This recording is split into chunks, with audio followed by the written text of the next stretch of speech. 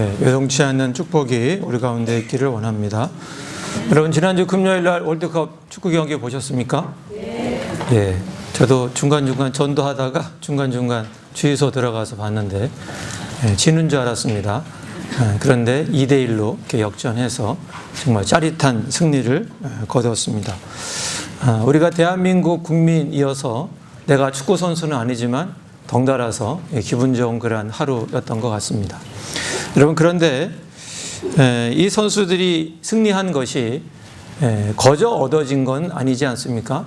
우리가 잘 모르지만 아마 우리가 보이지 않는 곳에서 그들은 엄청난 고된 훈련을 했을 것입니다. 그리고 경기할 때 여러분 보셨지만 가까이 선수들의 얼굴을 비춰보면 숨이 차서 굉장히 이렇게 헐떡거리는 그런 모습들을 우리가 볼 수가 있습니다. 그들은 엄청난 수고, 노력, 훈련, 피나는 어떤 그런 고통을 참아가며 그들은 그러한 노력과 수고를 통해서 그들은 승리라고 하는 그런 값진 결과를 얻게 되었습니다.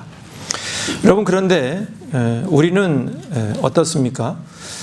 우리 물론 TV 앞에 앉아서 승리했다고 좋아하긴 하지만 그 승리는 우리나라 대한민국의 것이긴 하지만 엄밀히 얘기하면 내 것은 아닌 것이죠. 그 선수들의 것이긴 하지만 내 것은 사실은 아닙니다. 내가 대한민국 국민으로서 TV 앞에서 좋아하긴 하지만 그러나 그 승리가 내가 노력하고 수고해서 내가 얻은 그러한 승리의 축복은 아니라는 것입니다. 여러분, 우리가 일상을 살아가면서 이 세상을 살아가면서 복받기를 싫어하는 사람은 단 한 사람도 없습니다. 우리 모두가 다 부자가 되기를 원하고 건강하기를 원하고 또 우리 자녀들이 세상 가운데 좀 잘 되기를 우리는 원합니다. 평안하고 행복하게 살기를 바랍니다. 하지만 우리의 현실은 어떻습니까? 진짜 복을 받는 거 쉬운 일이 아닙니다.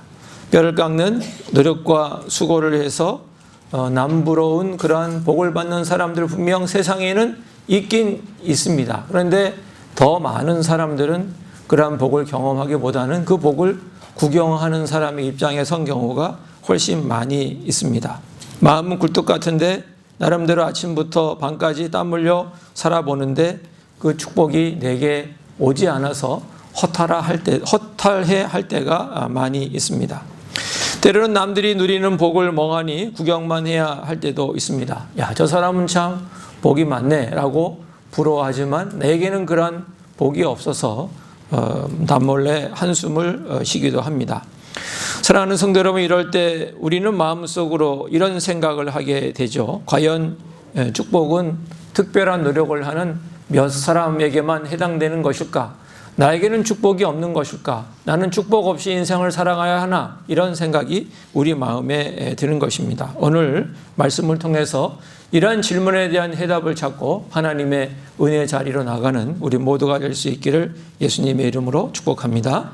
첫 번째는 축복의 자격입니다. 어떻게 해야 복을 받을 수 있는가? 어떻게 해야 하나님의 축복을 우리가 받아 누릴 수 있는가? 축복의 자격, 축복의 조건입니다. 오늘 우리가 읽은 말씀 중에 1절부터 3절까지 말씀을 우리 한번 같이 읽어보도록 하겠습니다. 우리 함께 읽겠습니다.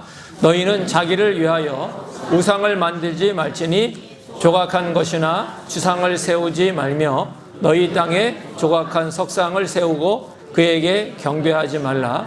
나는 너희의 하나님 여호와임이니라. 너희는 내 안식일을 지키며 내 성소를 경외하라.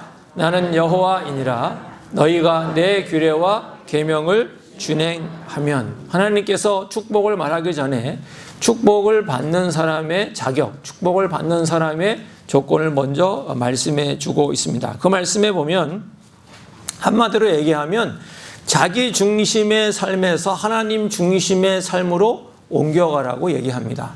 자기를 위하여 우상을 만들지 말라.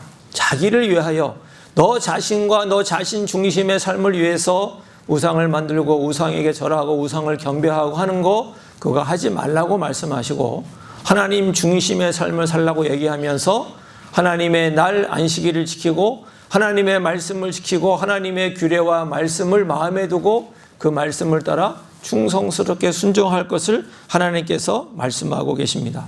이러한 순종의 자격, 순종의 조건을 채울 때 주님께서 그 축복을 허락하신다고 말씀하고 있는 것입니다.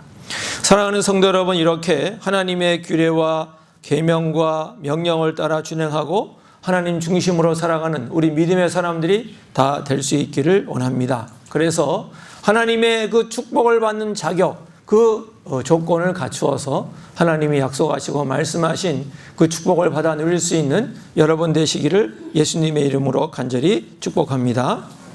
여러분, 그런데 이 하나님의 말씀을 충성스럽게 지켜서 내 중심이 아니라 하나님 중심으로 살아가는 것이 그렇게 쉽게 되는 것은 아닙니다. 그것이 너무 쉽다면 모든 사람들이 다 하나님의 축복 가운데 살았겠죠. 그런데 그렇지가 않습니다. 성경의 역사를 봐도 구약 하나님 백성들이 그러했습니다. 그들이 하나님 말씀을, 이 말씀을 들을 때는 하나님, 우리가 다 지켜 행하겠습니다. 하나님 말씀 지켜서 우리가 안식일 지키고 하나님 중심으로 살고 하나님 말씀 행하고 살겠습니다. 그들이 다 대답을 했습니다. 네, 여러분, 구약의 역사를 보면 어떻게 됐습니까? 그들이 지켜내지 못했습니다. 안식일을 온전히 지키지도 못했고 하나님 말씀을 따라 하나님 중심으로 살아가지 못했습니다. 그들은 자기를 위하여 우상을 만들고 이방 우상을 섬기고 그들은 우상을 경배하며 살아가게 된 그런 안타까운 그 모습이 구약 성경에 나와 있는 것을 보게 됩니다. 결국 그들이 어떻게 되었습니까? 결국은 그들이 나라를 잃고 성전도 다 무너지고 그들은 바벨론 땅에 그들은 포로로 이끌려가는, 포로가 되는 안타까운 어려움을 겪게 됐습니다. 축복이 아니라 고통과 어려움의 자리로 그들이 나가게 된 것입니다. 여러분, 그런데 이런 구약 이스라엘 백성들의 모습은 그 사람들만의 이야기가 아닙니다. 어떻게 보면 우리들의 이야기이기도 하지 않습니까? 우리가 예배당에 나와서 예배하고 하나님 말씀을 들을 때 저렇게 해야지, 하나님 말씀 따라 살아야지, 주님 중심으로 내가 충성스럽게 순종하며 살아야지 라고 우리가 결심하고 결단하고 기도합니다. 그런데 월요일 아침만 되면 우리의 마음이 또 무너지는 것을 발견하게 되는 것입니다. 작은 이익 앞에서 흔들리고 화를 참지 못하고 하나님보다 사람을 더 의지하고 하나님보다 돈이 더 중요한 것처럼 느껴져서 그 길로 가는 경우들이 많이 있는 것입니다. 이렇게 우리가 하나님 중심의 삶을 살지 못하게 될 때 우리는 그러면 하나님이 약속하신 축복을 포기해야 할까요? 우리에게는 그러나 소망이 있는 것입니다. 우리 힘으로는 안 되지만 주님께서 우리가 하지 못하는 것을 다 대신 져주시고 다 대신 순종해 주신 그러한 역사를 우리에게 그 은혜를 베풀어 주셨습니다. 바로 예수 그리스도이십니다. 주님께서는 이 땅 가운데 오셔서 우리를 대신해서 우리가 하지 못하는 그러한 순종을 다 하셔서 구약의 모든 말씀을 다 성취해 주셨습니다. 그리고 우리가 순종하지 못하고 우리 중심으로 살아가는 그 모든 죄악들을 주님이 다 짊어지시고 십자가에 죽어 주신 것입니다. 그리고 우리를 축복의 자리로 이끌어 주셨습니다.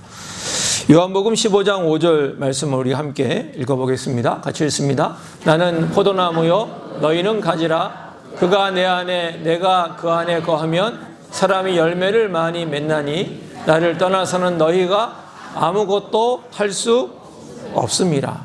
주님께서 주님 안에 거하면 너희들이 열매를 맺는다 라고 우리에게 말씀하십니다.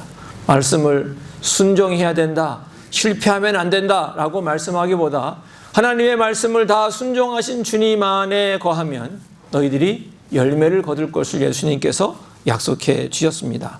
사랑하는 성도 여러분, 우리의 힘과 결심만으로는 하나님 말씀에 온전히 순종할 수 없습니다. 그렇다면 우리는 어떻게 순종의 삶을 살 수 있겠습니까? 억지로 이를 악물고 노력하는 것이 아닙니다. 오직 예수님을 붙잡고 예수님을 의지하는 것입니다. 하나님, 저는 연약합니다. 저 혼자 힘으로는 주님 말씀을 온전히 지킬 수가 없습니다. 자꾸 내 중심으로 갑니다. 하나님 중심으로 삶을 살아가지 못합니다. 내 이것을 주님 고백합니다. 이제 주님, 내가 주님 붙들고 나가니 주님께서 내 가운데 오셔서 내게 능력을 주시고 내게 힘을 주셔서 하나님 말씀을 순종하기를 원합니다 라고 주님께 기도하며 나아가는 것입니다. 이렇게 매 순간 주님을 의지해 나갈 때 주님께서 우리에게 순종할 수 있는 힘과 하나님 중심으로 살아갈 수 있는 능력을 우리 가운데 베풀어 주실 줄로 믿습니다. 주님을 의지하고 주님을 붙잡으면 주님의 권능과 능력이 우리 가운데 흘러 들어옵니다. 그래서 우리는 사랑할 수 있게 되고 용서할 수 있게 되고 하나님 말씀에 순종할 수 있게 되어서 주님께서 약속하신 대로 우리의 인생 가운데 열매가 맺히기 시작하는 것입니다. 여러분, 이번 한 주간 내 노력을 벗어나서 내 안에 계신 예수님을 의지함으로 기쁘게 순종하는, 순종의 자리로 나아가는 하나님 중심의 삶을 살아갈 수 있는 저와 여러분 모두 되시기를 예수님의 이름으로 간절히 축복합니다. 자, 이제 예수님 덕분에 우리가 복을 받을 자격을 얻었다면 이제 우리가 받게 될 그 축복은 어떤 것일까요? 두 번째는 축복의 내용입니다. 오늘 말씀 4절부터 6절까지 말씀, 하나님이 어떤 축복을 약속하시는지 함께 우리가 보며 함께 읽어보도록 하겠습니다. 같이 읽겠습니다. 내가 너희에게 철따라 비를 주리니 땅은 그 산물을 내고 밭의 나무는 열매를 맺으리라.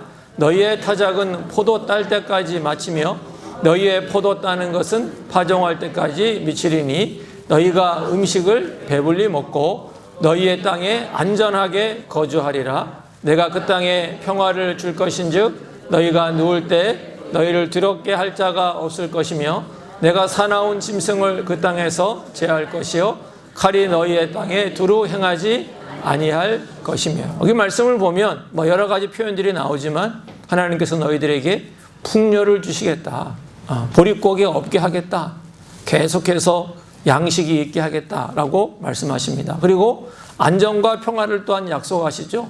대적이 쳐들어와도 사나운 짐승이 있을지라도 하나님이 너희 가운데 평화를 주시고 너희들에게 안전함을 주님께서 허락하시겠다고 주님께서 약속해 주십니다. 여러분, 그런데 하나님이 약속하시는 이 축복이 여기에서 끝나지 않습니다. 11절과 12절에 보면 하나님은 또 다른 축복을 약속하고 계신데 우리 같이 읽어보도록 하겠습니다. 내가 내 성막을 너희 중에 세우리니 내 마음이 너희를 싫어하지 아니할 것이며 나는 너희 중에 행하여 너희의 하나님이 되고 너희는 내 백성이 될 것이니라. 하나님께서 구약 이스라엘 백성들 가운데 성막, 텐트를 세우시고 그들 가운데 오셔서 그들 가운데 함께 해주시겠다고 약속하십니다. 내가 너희들을 싫어하지 않겠다라고 주님이 약속해 주십니다. 풍요와 평화의 복도 참 귀한 복이지만 이 모든 축복의 절정이자 본질은 바로 하나님이 너희들과 함께 해주시는 것, 주님의 임재, 그것이 주님께서 주시고자 하는 정말 큰 축복이라고 주님께서 말씀해 주고 있습니다. 하나님은 우리의 필요를 무시하지 않으십니다. 먹을 것, 입을 것, 건강과 평안을 돌보시는 분이십니다. 그러나 그 모든 선물보다 더 큰 선물은 그 선물을 주시는 하나님 자신이라고 하는 것입니다. 사랑하는 성도 여러분, 우리는 솔직히 눈에 보이는 복이 더 좋을 때가 있습니다. 돈이 더 좋고 건강이 더 좋고 가정이 평안하고 그리고 모든 면에서 안전한 것, 그것이 더 좋아 보일 때가 있습니다. 그리고 우리는 그것을 또한 간절히 기도합니다. 분명히 하나님께서 이런 복을 우리에게 주실 줄로 믿습니다. 하나님께서 주님을 믿고 순종하는 우리 모든 믿음의 사람들에게 하나님께서 이러한 풍요와 평강과 평화와 안전의 축복을 줄 수 있기를 예수님의 이름으로 간절히 축복합니다. 그렇지만 하나님께서는 우리에게 좋은 선물, 풍요와 평화를 주시지만 그 선물을 주시는 분 하나님 자신을 빼놓고 하나님이 주시는 축복과 선물에만 집착한다면 그것은 반쪽짜리 신앙인 것입니다. 구약시대는 하나님께서 성막이라는 텐트 안에 머무시면서 백성들과 함께 해주셨는데 2000년 전 하나님께서는 이제 벽돌이나 돌이나 그리고 짐승의 가죽으로 만든 텐트가 아니라 사람의 몸을 입고 직접 우리 가운데 찾아오셨습니다. 바로 예수님이 오신 것이죠. 그래서 요한복음 1장 14절에는 이렇게 우리에게 말씀해 주고 있습니다. 같이 읽겠습니다. 말씀이 육신이 되어 우리 가운데 거하심에 우리가 그의 영광을 보니 아버지의 독생자의 영광이요 은혜와 진리가 충만하더라. 여기에 거하심에라고 하는 말씀이 있는데 이 거하심에라고 하는 말을 원문 그대로 풀어 쓰면 텐트를 치셨다 이런 뜻을 가지고 있습니다. 장막을 치셨다. 하나님께서 우리 가운데 오셔서 텐트와 장막을 치시고 우리와 함께 해주셨다. 바로 그분이 예수님이시다. 이렇게 말씀을 하고 있는 것입니다. 사랑하는 성도 여러분, 지금 여러분의 삶은 어떠합니까? 혹시 때를 따라 내리는 비를 맞지 못해 경제적으로 감으로 있는 분이 계십니까? 질병이나 여러 문제로 두렵고 평안을 잃어버린 분이 계십니까? 눈에 보이는 축복이 당장 내 손에 없어서 나는 복받지 못한 사람인가 하는 그러한 낙심하고 계신 분이 계십니까? 여러분, 그렇지 않습니다. 온 우주의 주인이신 예수님께서 이미 우리들의 마음 가운데 찾아오셨습니다. 우리의 삶 가운데 텐트를 치고 지금도 우리와 함께 하시면서 우리의 손을 붙들고 우리와 함께 걸어가고 계십니다. 주님께서 우리와 함께 하신다는 것, 임마누엘 하나님, 그 하나님께서 우리에게 우리가 받을 수 있는, 우리가 누릴 수 있는 가장 큰 축복인 줄로 믿습니다. 문제가 해결되고 돈이 많아져야만 복을 받은 것이 아닙니다. 폭풍우 몰아치는 바다 위에서라도 주님과 함께 같은 배를 타고 가고 있다면 그것은 우리에게 엄청나게 큰 축복이 되는 것입니다. 여러분, 이번 한 주간 비록 눈앞에 현실이 녹록하지 않더라도 주님이 내 안에 계신다. 주님이 내 안에 계시는 것이 가장 큰 축복이다 라고 고백하며 참된 평안 가운데 나아가는 여러분 모두가 되시기를 예수님의 이름으로 간절히 축복합니다. 세 번째, 이제 축복의 결과입니다. 이제 복을 받은 사람은 어떻게 살아가야 하는가 하는 것입니다. 우리 마지막 13절 말씀을 같이 읽겠습니다. 나는 너희를 애굽 땅에서 인도해내어 그들에게 종된 것을 면하게 한 너희의 하나님 여호와이니라. 내가 너희의 멍에의 빗장을 부수고 너희를 바로 서서 걷게 하였느니라.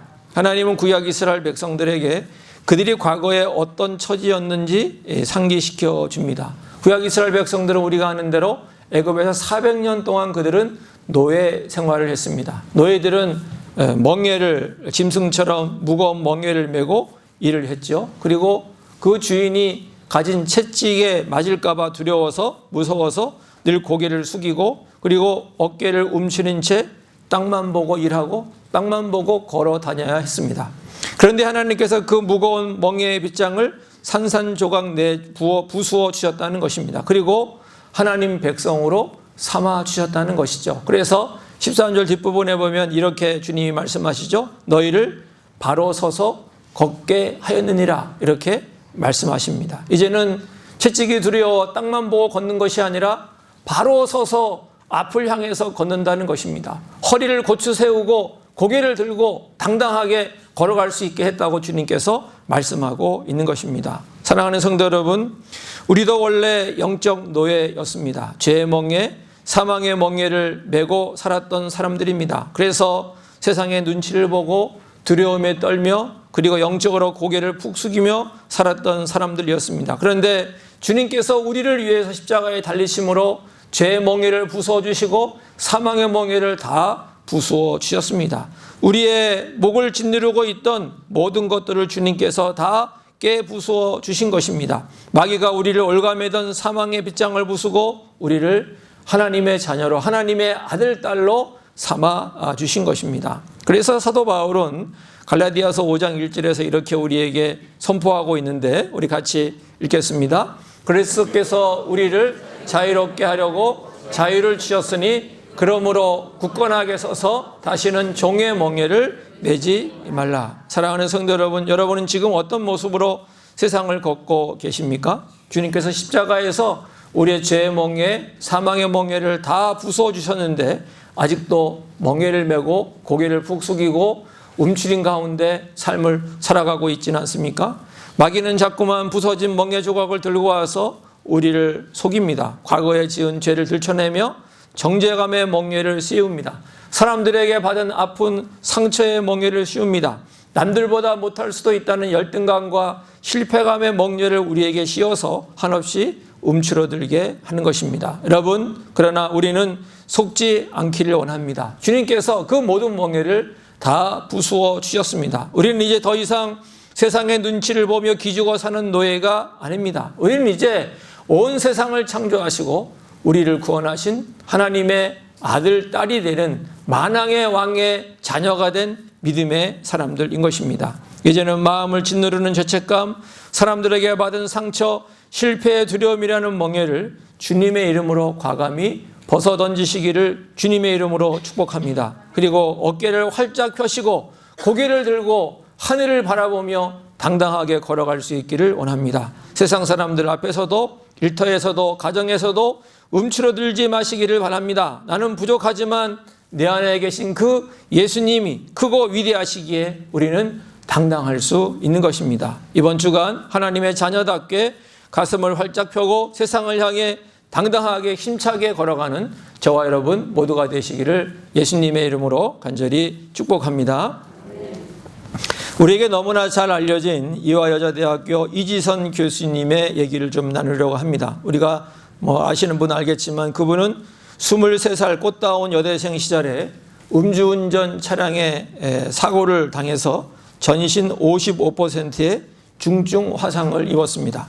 생사를 오가는 40번이 넘는 끔찍한 수술을 견뎌야 했지만 아름다운 얼굴 다 잃어버리고 거기다 손가락도 잃어버렸습니다. 그녀의 인생은 완전히 끝난 것 같았습니다. 사람들은 생각했습니다. 청년의 인생은 이제 끝났다. 저 청년은 이제 숨어 살 것이다. 이제 고개를 숙이고 움츠러들며 이제는 아주 부정적이고 저주스러운 삶을 살 것이다. 이렇게 사람들은 생각을 했습니다. 그렇지만 그녀는 그렇게 살지 않았습니다. 왜냐하면 그 깊은 절망 가운데 예수님이 그녀를 찾아오셨기 때문이고 그녀는 그 찾아오신 주님을 깊이 만났기 때문입니다. 예수님이 그녀의 마음속에 장막을 치고 함께 주셨을 때 그녀를 짓눌렸던 절망 그리고 비교의 멍에가 산산조각 났습니다. 그녀는 흉터 가득한 얼굴, 다른 사람 같으면 세상 밖으로 나오지 않을 텐데 그 얼굴을 가지고 당당하게 세상 밖으로 걸어 나왔습니다. 그리고 사람들에게 이렇게 고백했습니다. 사고와 맞바꾼 예수님 때문에 저는 이 모습 때문에 오히려 행복합니다 라고 사람들에게 고백했던 것입니다. 자신을 동정하는 세상 앞에서 그녀는 조금도 움츠러들지 않고 당당하게 허리를 펴고 당당하게 걷는 그리고 하나님의 딸이 되었던 것입니다. 이것이 바로 예수님을 참된 복으로 모시고 살아가는 사람의 위대한 당당함인 것입니다. 사랑하는 성도 여러분, 예수님 안에서 우리는 이제 더 이상 고개 숙인 노예가 아닙니다. 하나님은 오늘 우리에게 말씀하십니다. 내가 너를 바로 서서 걷게 하였노라 라고 우리에게 말씀하십니다. 은혜를 받았으니 당당하게 걸으시길 바랍니다. 임마누엘의 복을 받았으니 당당하게 걸으시기를 바랍니다. 하나님의 아들과 딸이 되었으니 당당하게 걸으시기를 바랍니다. 우리 안에 계신 예수님으로 인해서 가슴을 펴고 하나님의 은혜에 감격하며 기쁨으로 주님의 길을 걸어갈 수 있는 저와 여러분 모두가 되시기를 예수님의 이름으로 간절히 축복합니다. 기도하겠습니다. 하나님 아버지 감사합니다. 주님께서 오늘도 하나님의 마음, 주님의 생각이 무엇인지 우리에게 말씀해 주셔서 주님 감사를 드립니다. 하나님 축복의 자격, 축복의 내용, 축복의 결과 그 말씀을 잘 살펴서 이제 우리가 여전히 부족하고 하나님 연약하지만 예수님을 의지해서 이제는 축복의 자격을 가진 사람이 되었고 이제는 하나님이 약속하신 축복의 사람들이 되었음을 인정하고 주님께 고백하며 감사하기를 주님 원합니다. 이제 축복의 사람이 되었사오니 이 땅 가운데 당당하게 걸어갈 수 있는 믿음의 사람들 되게 하여 주옵소서. 하나님의 은혜를 받았습니다. 주님이 나와 함께 하시는 축복을 받았습니다. 이제 하나님의 자녀가 되었사오니 움츠러들지 아니하고 고개를 숙이지 아니하고 모든 멍에를 벗어버리고 하나님의 자녀로서 하나님의 아들과 딸로서 당당히 세상을 향해 걸어가 승리하는 우리 모든 믿음의 식구들 다 되게 하여 주시옵소서. 예수님의 이름으로 기도하옵나이다. 아멘.